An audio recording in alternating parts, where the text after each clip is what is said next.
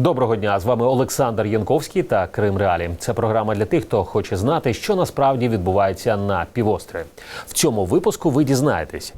72 роки з дня депортації кримсько-татарського народу. Відзначення на півострові під забороною. Перемога України на європейському пісенному конкурсі. Чи наблизить вона повернення Криму?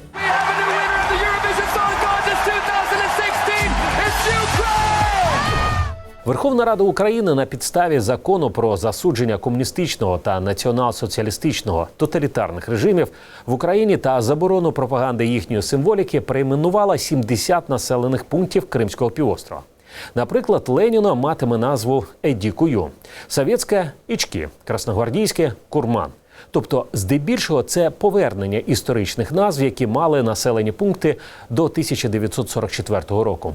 Але ця постанова Верховної Ради про перейменування набере чинності лише після деокупації півострова. 72 роки тому, за декілька днів після того, як Крим був звільнений від німецьких загарбників, до місцевих жителів постукалася нова біда. Постукалася в прямому сенсі. О 4-й годині ранку війська НКВС почали операцію з примусового виселення всіх осіб кримсько-татарської національності з півострова.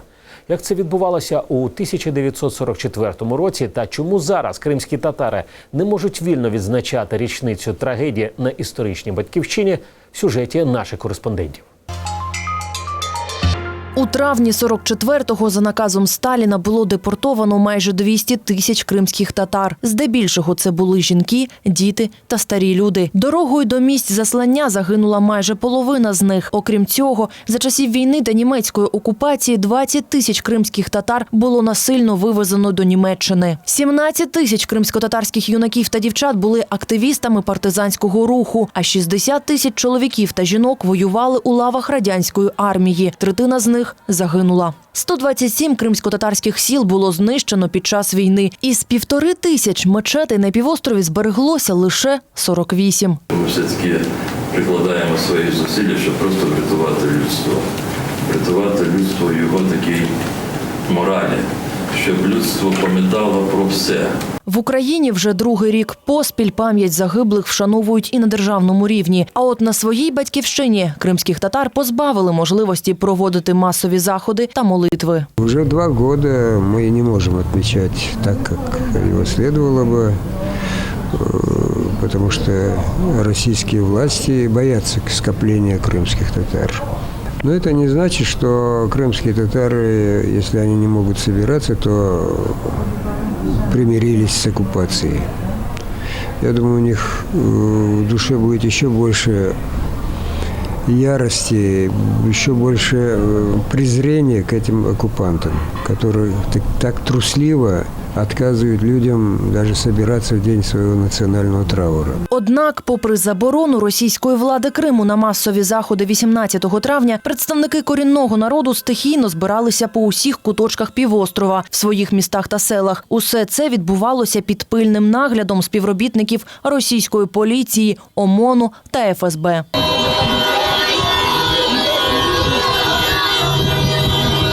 Главный урок из депортации не вынесен. И то, что сейчас происходит в Крыму, и то, что сейчас происходит на востоке Украины, и то, что Украина имеет 2 миллиона внутренне перемещенных лиц, из которых там десятки тысяч, очевидно, из Крыма, это урок того, что мы не выучили исторические уроки.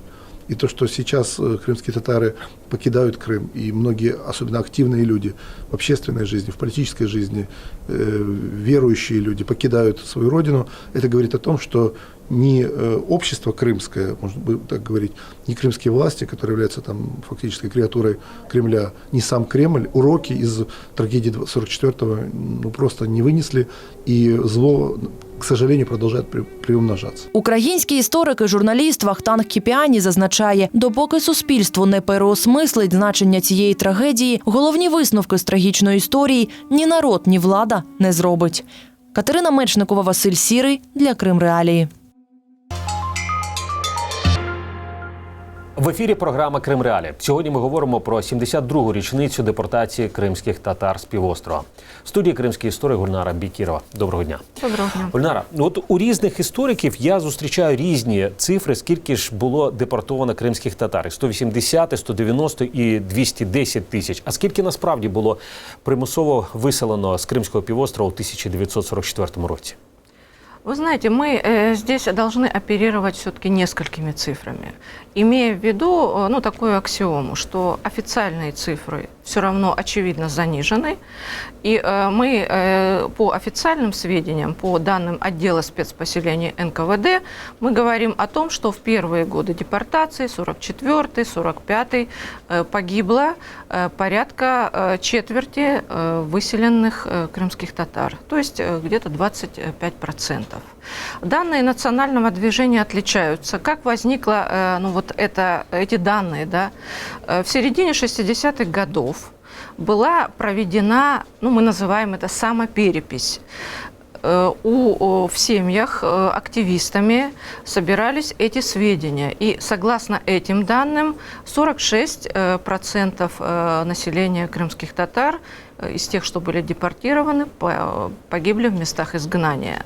То есть мы говорим сегодня об очень значительной цифре. В любом случае, даже если брать вот эти заниженные официальные данные, я хочу, чтобы все понимали, что четверть народа, который погиб в результате первых лет, это очень много, это огромные потери, и это совершенно очевидно, конечно, акт геноцида советского государства в отношении целого народу. А чи можемо ми зараз дізнатися поіменно всіх людей, які були депортовані тоді з Криму? Это очень хороший вопрос, потому что мы сегодня, спустя 72 года, до сих пор не имеем на руках карточек спецпереселенцев. Мы не имеем на руках данных о людях, которых депортировали. Хотя они есть в закрытых архивах, в ведомственных архивах. Я полагаю, что карточки спецпереселенцев находятся сейчас в Узбекистане, в Казахстане, в российских регионах, где находились спецпереселенцы. Буквально вчера мне прислали ссылку о том, что уже есть списки, уже в городских архивах Тулы нашли списки трудармейцев. Это очень важный документ, потому что, пусть даже там речь идет о 300 человеках, да, но это очень важный документ. Например, у меня отец был в трудармии в Гурьеве, и я до сих пор не могу найти никаких документов о нем. Он умер в начале 90-х, и тогда все архивы были, конечно, закрыты. То есть речь сейчас идет о рассекречивании материалов, которые связаны уже с персональными какими-то Але данными. таких даних їх в Україні немає просто. Їх в Україні немає, но зато в Украине, и это очень положительный шаг, я хочу это подчеркнуть, украинского государства в ноябре 2015 года украинское государство признало депортацию крымских татар актом геноцида. И сегодня работает Следственная комиссия прокуратуры Автономной Республики Крым, она находится в Киеве. Мы, специальная комиссия Курултая, мы сотрудничаем с ними, и все, что я знала об этом, все мои размышления, я с большим удовольствием передала этим людям, и уже есть какие-то первые результаты, и я с нетерпением жду, когда следственная группа предоставить нам і якісь нові дані. Пані Гульнара, а коли було це виселення 1944 року, таке масово, це 3 дні, да? 18, 19, 20, але потім воно ще тривало, да? Вже, може, не так масово. Під час того виселення, що відбувалося з такими змішаними сім'ями? А якщо, наприклад, була дружина кримська татарка, а чоловік був росіяном, чи навпаки? Чи забирали просто чоловіка чи дружину окремо, чи забирали обох? Мы, конечно, должны представить этот день, раннее утро, когда люди, самое уязвимое для людей время, да, 4 часа утра. Заходят солдаты, буквально врываются, да, у меня прям аналогия, да, с сегодняшними обысками, да, когда выламывают двери. Заходят солдаты и говорят: вам 15 минут на сборы. И действительно, это действительно так, потому что уже по документам просматривается, ну, например, вот по документам Судакского региона, которые, ну, вот сейчас я ими располагаю, например, войти в дом людей с 4 там, и собраться им, это время с 4 до 5 утра отводилось. Давали на самом деле меньше времени. Ну вот представим себе, врываются в дом. В доме находится многодетная семья. Как правило, главы семьи не было. Ну, большая часть, естественно, такого взрослого мужского населения на фронтах находилась. И говорят, 15 минут на сборы. Никто, в общем-то, особенно не спрашивал, кто у тебя муж или кто у тебя жена. И поэтому, конечно, почему мы говорим о тотальной депортации. Но потом уже, в общем, бывали, конечно, такие варианты, когда люди пытались пересмотреть свои дела. Ну, например, если муж был русский, ну, а мне попадались, например, документы, там, муж сотрудник НКВД, жена крымская татарка, то ему удавалось жену, ну, можно сказать, вырвать из мест изгнания. Если муж был крымский татарин, однозначно жена либо отказывалась от него, либо ехала за ним в ссылку. И, то есть мы понимаем, что здесь, даже вот уже на этих случаях, мы видим вот момент вот такой вот трагедии, да, ну, то есть сім'ї вже даже розорвані. Скажіть, будь ласка, але це була така, ну, Крим був дуже багатонаціональний. Як ці співробітники НКВС, вони могли просто визначити, а хто кримський татарин, а хто, наприклад, там, ну, не знаю, представник іншої національності? Чим вони керувалися? Нет, ну, конечно, когда пришли, ну, мы должны еще сказать, ну, наверное, может быть, не все зрители понимают, да, что это было время, когда Крым освобождался. Крым был оккупирован 2,5 года, и шло освобождение Крыма, но не только от фашистов. Шла массированная зачистка. Зачистка, значит, конкретных каких-то личностей, ну, с точки зрения, да, ну, советских солдат, они там сотрудничали с режимом, да. Такие люди действительно отправились там в места, там, в ГУЛАГ или еще куда-либо, да. По суду, я, кстати, хочу это подчеркнуть, что те люди, которые сотрудничали, там, были бургомистрами или кем-то еще, они, в общем-то, отправились там, на 25 лет в Якутию. А в отношении... в Узбекистан А не в Узбекистан, да. Но почему-то власть решила своим постановлением Государственного комитета обороны, а через там, пару недель еще были постановления это по крымским татарам, по грекам, армянам, болгарам, что и эти этносы являются недостаточно советскими, и не место им в Крыму. Вот. И вот, собственно, вот такой вот подход впоследствии, конечно, стал такой миной замедленного действия, и я уж не говорю о том, что Крым совершенно опустел, был разрушен, и, ну, в общем, мы здесь, конечно, говорим о такой масштабной трагедии. А ви згадали, пані Гульнаро, ви згадали про той судакський план. Чи той судакський план, він був чітко прописаний? Хто, да, прізвища, будинок і так далі? Чи... Нет, значит, смотрите, вот, допустим, судакские материалы по Судаку, почему я ими говорю, ну, располагая этими материалами, мы можем четко выяснить, например, значит, как действовала власть. По всем деревням было определено точное количество населения, ну, условно говоря, 1500 человек там в деревне Айсерес, ну, к примеру, да, и даже домики, куда зайти, на этих картосхемах не было. И устанавливались за несколько дней до депортации, примерно за, ну, вот этот документ от 13 мая, то есть это за 5 дней до депортации. Мы выяснили, то есть солдаты НКВД, а мы это видим уже сегодня, что они составляют списки крымско-татарских семей. Ну, здесь, правда, надо сказать, что Судакский регион вообще был почти моноэтничным. И когда выселили крымских татар, он вообще практически опустел. Но, тем не менее, вот принцип был такой. По каждой деревне составлялись списки, стояли на этих военных картах домики, куда должны были войти солдаты. То есть это была настоящая, ну они так и пишут в документах, военно-чекистская операция, но, правда, на этот раз не против нацистов, а против вот своїх собственних граждан. Пані Гульнаро, а чи можуть вже зараз історики сказати, яка ж була така, знаєте, справжня причина, чому Сталін вирішив це зробити? Вот парадоксальная вещь, и сегодня очень много версий, да, на этот счет, скажем так, существующих. Но историки на сегодняшний день, вот из того, что мы знаем, все-таки как наиболее авторитетную называют версию такую, что Сталин готовился к войне с Турцией. И он очищал Черноморский регион вообще от тех людей, которые, от тех даже этносов, да, которых, он считал, опять-таки, недостаточно советскими, какими-то подозрительными. И, кроме всего прочего, если мы вспомним, да, уже его речь 1945 года, а эта тенденция, она началась с конца 30-х, да, он уже, провел такую некую грань, что вот есть великий русский народ, победитель в войне и все прочее, он на него опирался. Кстати, эту же тенденцию мы и сегодня замечаем, да, например, в Российской Федерации, да, что вот есть великий русский народ, а без украинцев мы бы даже и, наверное, и победили бы, а если посчитать, то окажется, что на самом деле это не совсем так. То есть вот тиран, собственно говоря, уже тогда поделил свой народ на хороших и плохих.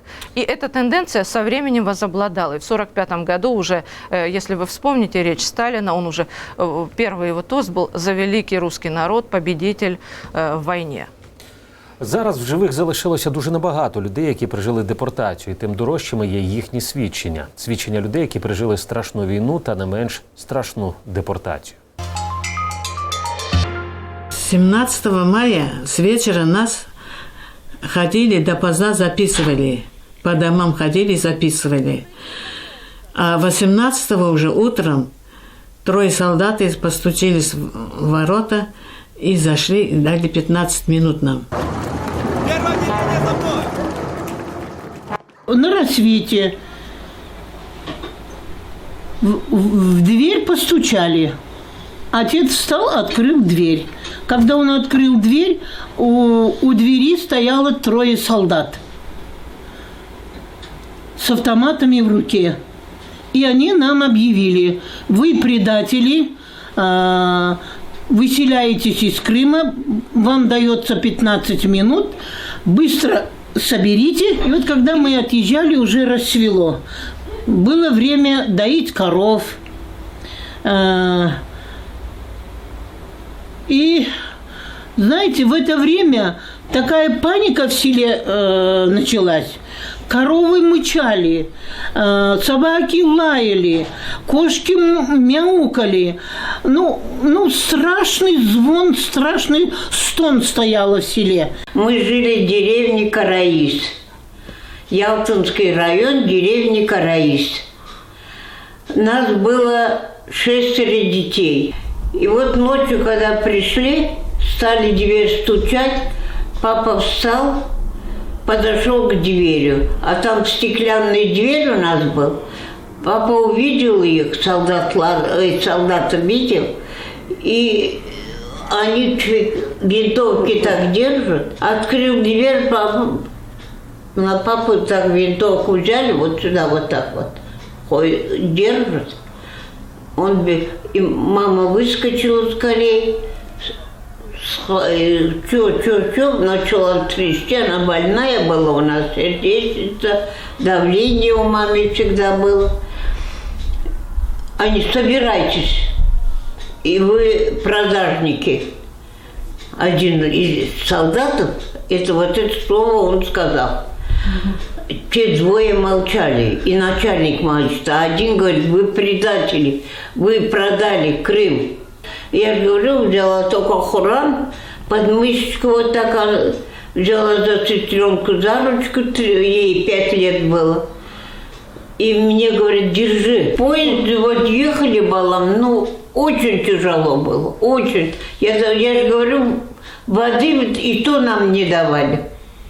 Вот как поезд остановится, люди бедные все, у кого какой хазанчик, там что-то бегут, где-то что-то водички, вот паровоз дал, взять эту водичку попить.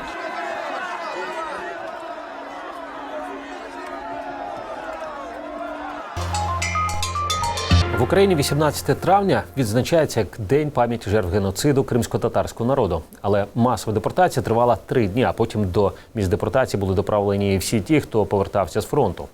Так пан Сталін віддячив їм за перемогу у тій страшній війні. І про це ми мусимо пам'ятати, щоб це не повторилося ніколи знову. Ну а далі в нашій програмі ви дізнаєтеся, за кого вболівали в Криму на пісенному конкурсі Євробачення-2016. Про це та інше дивіться у продовженні нашої програми за хвилину. Ви дивитесь «Крим Реалії». 1944. Так називається пісня, з якою представниця України, співачка Джамала, перемогла на конкурсі Євробачення-2016. Вперше декілька мільйонів людей почули пісню кримсько-татарською мовою. Там, може, вперше завдяки Джамалі дізналися про біль та трагедію кримсько-татарського народу. Як перемагала Джамала в сюжеті наших кореспондентів.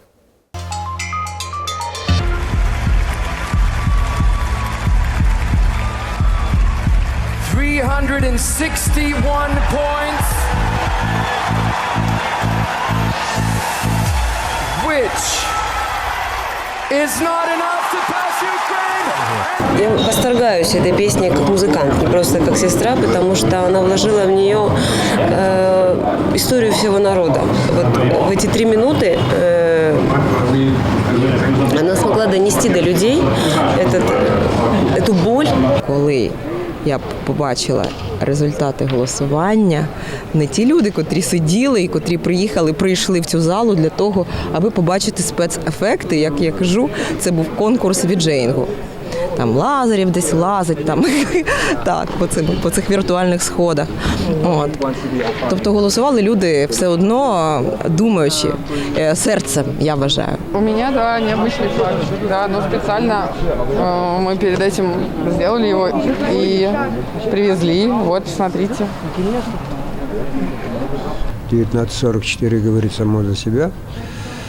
И хотя в этой песне она не содержит такого политического аспекта, она там никого не обвиняет, просто говорит о человеческой драме, чтобы это больше никогда не повторялось. Это напоминание миру о том, що произошло. Після чуттєвого виступу, приголомшливої перемоги відбулися не менш емоційні події. На прес-конференції переможця Євробачення-2016 лунали запитання про батьківщину Джамали і про її прабабусю. Я б взагалі не хотіла, щоб це було. Ну, щоб це трапилось з нею, цей жах. І навіть, щоб не було навіть, можливо, цієї пісні. Так було б, мабуть, навіть краще. Наступного дня переможниця співочого конкурсу повернулася до Києва. Джамала зізналася, що не очікувала такої гарячої зустрічі.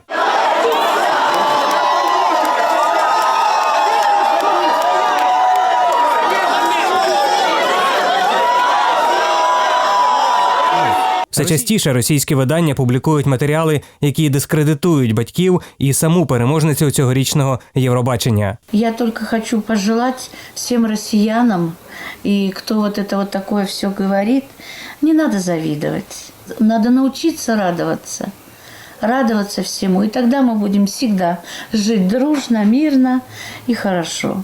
Днями у Києві президент країни Петро Порошенко присвоїв співачці звання народної артистки України.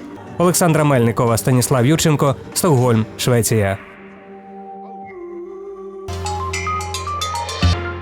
Реакція представників так званої кримської влади на перемогу Джамали була дуже різною. Спочатку роздратування та неприхована злість, а потім вітання та навіть пропозиція повернутися до окупованого Криму.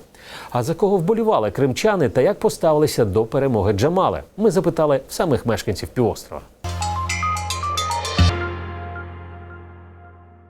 Ну, в принципе, я ее так не слушаю, но, в принципе, мне как бы все равно, кто победил. Для меня лично гордость за народ. За весь народ не могу сказать. Конечно, да. Очень радовалась. Я очень рада за нее. Ну, наверное, самая крутая наша гордость. Гордость крымско-татарского народа. Нет, не смотрели, нам некогда. Мы за Лазаревым болели. Как любой крымский татарин, все мы наблюдали за происходящим в этот день, очень сильно болели, естественно, переживали. Очень хотелось бы, чтобы она победила, и она это сделала. Я думаю, что для каждого крымского татарина это, во-первых, очень приятно, это как праздник для каждого в доме, в каждой крымско-татарской семье. Ну, если честно, то вот как-то 50 на 50 была рада. Ну, так как мы столько лет прожили в той стране. Вот. Ну, а за Сережу было немножко обидно. Потому что я до последнего сидела, уже ночь была, спать хотела, но я сидела, он еще последний остался без баллов. Вот. Потом, как объявили, он 3-е место занял. Но все равно достойно 3-е место. Да, я и так знал, что она победит политика. Евровидение не может выиграть Россия, потому что во всем виновата политика. Они не могут этого позволить, хотя он должен был занять 1-е место. Она заявила, наверное, всему миру о нашей проблеме, о которой не каждый может сказать, а если и скажет, то не каждый услышит. А ее, я надеюсь, услышат. Победа была замечательная, она отлично выступила. Очень понравилось ее выступление, мы очень гордимся. Это за всю историю первый раз. Не каждая нация может похвастаться тем, что ее представительница выступила на таком большом замечательном конкурсе. Мы победили, ура! Ну, в принципе, я ее так не слушаю, но, в принципе, мне как бы все равно, кто победил. Молодец она, умничка. А на сьогодні це все. Хочете дізнатися більше? Заходьте на наш сайт в інтернеті Крим Реалії. Спілкуйтеся з нами у соціальних мережах. А також щодня слухайте нас на середніх хвилях, в тому числі і в Криму на частоті 549 кГц. З вами був Олександр Янковський та Крим Реалії. До нових реальних зустрічей.